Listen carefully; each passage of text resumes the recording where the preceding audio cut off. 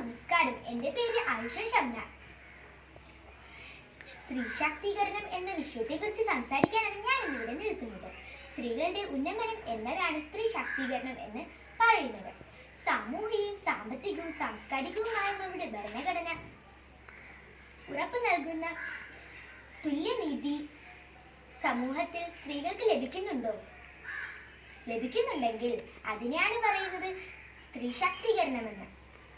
നമ്മുടെ രാഷ്ട്രപിതാവായ മഹാത്മാഗാന്ധിജി ഒരിക്കൽ പറയുകയുണ്ടായി, ഒരു രാജ്യത്തിന്റെ പുരോഗതി എന്ന് സ്ത്രീകൾ എന്നാണ്. അതുകൊണ്ട് തന്നെ അദ്ദേഹം സ്ത്രീകൾക്ക് ഉയർന്ന വിദ്യാഭ്യാസവും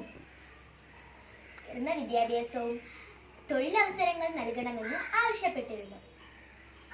ഇന്ന് നമ്മുടെ രാജ്യത്ത് 21ാം നൂറ്റാണ്ടിൽ ഒന്നും സംഭവിച്ചിട്ടില്ല.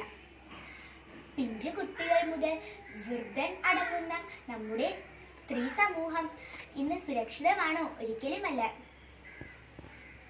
ലക്ഷ്യസ്ഥാനത്തേക്ക് സഞ്ചരിക്കാൻ എല്ലാവർക്കും സാധിക്കും. അതിനുവേണ്ടി നമ്മൾ ഹാർഡ് വർക്ക് ചെയ്യുക, കണ്ണുകൾ തുറന്ന് കാണുക, ചെവികൾ തുറന്ന് കേൾക്കുക. സ്ത്രീകൾ നമുക്ക് ഒരു ബാധ്യതയല്ല, സ്ത്രീകൾ ഭാഗ്യമായി കാണണം. ഇത്രയും പറഞ്ഞു ഞാൻ എൻ്റെ വാക്കുകൾ നിർത്തുന്നു. നന്ദി, നമസ്കാരം.